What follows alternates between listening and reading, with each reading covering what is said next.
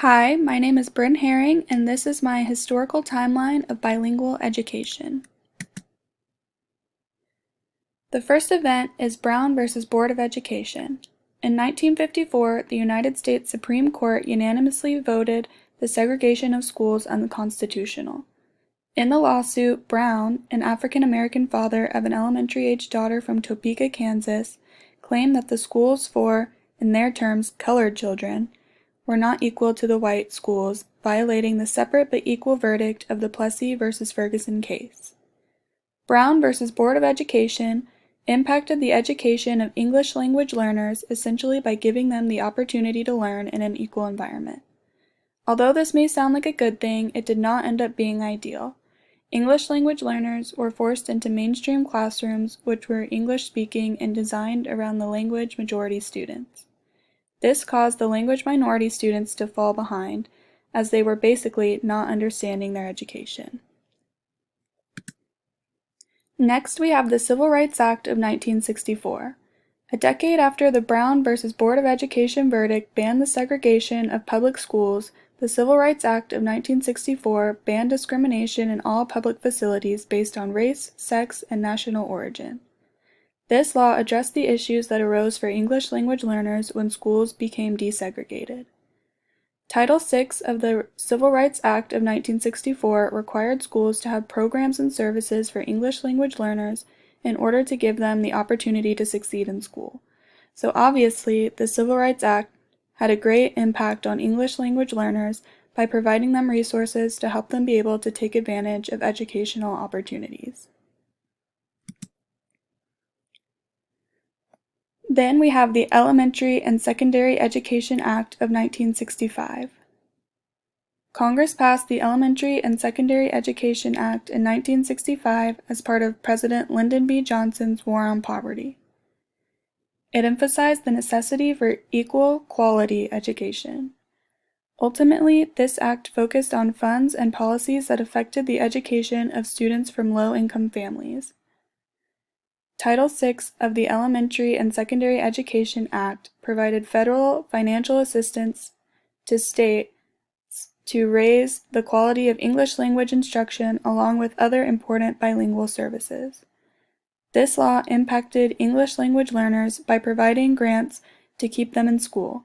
It improved the quality of their general education as well as their bilingual education. The Bilingual Education Act of 1968 entered into federal law as Title VII of the Elementary and Secondary Education Act. This law created a competitive grant to eligible school districts that needed more support for bilingual education. This bill included all children who were classified under the term children of limited English-speaking ability. This term was defined as children who come from environments where the dominant language is other than English. The term is no longer used or accepted as it implies that such students have some sort of deficit. This act was reauthorized 7 times, with only the theme of helping English language learners become fluent in English remaining through each revision. When the law first came about, its goals were questioned as to whether they were to speed up the English learning process or promote bilingualism. The majority of the funds from the Bilingual Education Act were used toward programs that improved English language instruction in the home. Title VII, along with providing resources for educational programs from bilingual students and encouraging parent involvement in the home, also included training teachers and developing instructional materials. This impacted the education of English language learners by providing more improved programs in schools.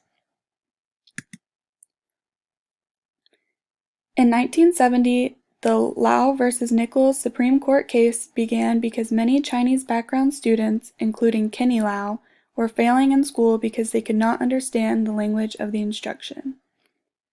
This case cited that these children were not receiving the equal education that all Americans are promised under the Brown v. Board of Education ruling.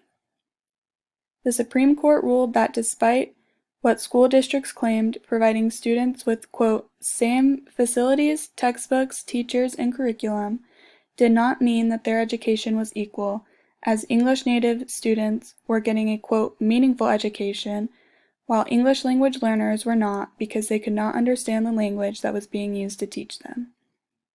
This case ruled that schools must provide students who do not speak English proper English instruction. This impacted English language learners because by law, they are now guaranteed to be taught English in school so that they don't have to sit through instruction that they cannot understand because they don't speak the language being used, as the education is clearly not valuable to someone if they can't understand anything that their teacher is saying.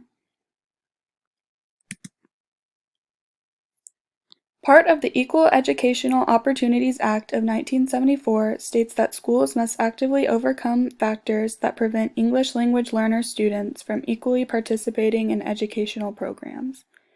This act also improves the services that are provided to English language learners.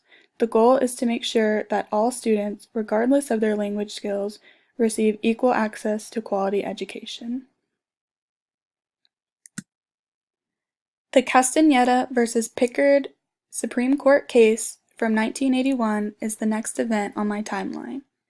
This United States Supreme Court case arose because of the decision in the 1978 case, Regents of University of California v. Bakke. This is the case that actions with a, quote, racially disproportionate impact were only illegal under the Civil Rights Act if they were intentionally discriminating. This case was mainly targeting and opposing the ruling in Lau v. Nichols, which made it illegal to teach non-English speaking students in English without providing them with proper English instruction. In Castaneda v. Pickard, it was ruled that school districts must take measures to make sure schools are overcoming language barriers that prevent equal learning opportunities. The Supreme Court outlined mandatory criteria for English language learner programs. These three criteria were, number 1, that the programs were based on, quote, sound educational theory. Number 2, it must be, quote, implemented effectively. And number 3, the program must be evaluated on its effectiveness in overcoming language barriers after a fair trial period length. This case impacted English language learners significantly. Before, there was no concrete way of measuring the effectiveness of the programs for English language learners that previous laws required. The No Child Left Behind Act of 2001 is a reauthorization of the Elementary and Secondary Education Act. This act required English language learners to take the same state tests that were heavily emphasized by the No Child Left Behind Act, regardless of their proficiency in English. These tests were used to track students' progress, and students were categorized in groups, one of the groups being limited English proficient students.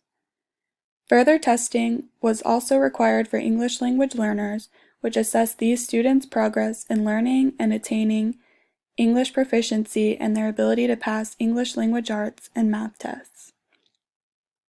The No Child Left Behind Act ended up negatively impacting English language learners because the expectations were unrealistic and proven to fail to produce academic gains. Schools were held responsible for the test scores of students who could not understand the tests. As part of the American Recovery and Reinvestment Act of 2009, almost half of the states received federal grants to begin education reform.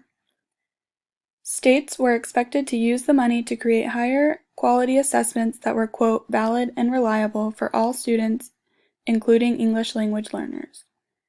This part of the act, called Race to the Top, was criticized because it maintained emphasis on state testing, which proved to be ineffective for English language learners.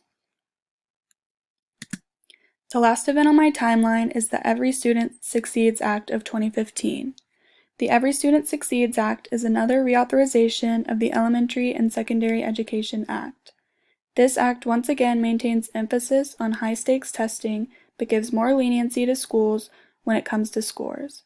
Title I of this act focuses on closing the educational achievement gaps that separate the economically disadvantaged. It requires that English language learners still take the same tests, but are to provide them with appropriate accommodations. Although this includes providing this tests in their native languages, it is believed that most will continue to take the tests in English, which still results in inaccurate scores. However, the Every Student Succeeds Act has created two options to attempt to solve this issue. Title III requires language instruction for English learners and immigrant students that teaches English and academic content. This act also requires reporting on the progress in learning English and state test scores in order to track progress. It is too early to tell how this new act will impact the education of English language learners, as this is only its second year in full implementation.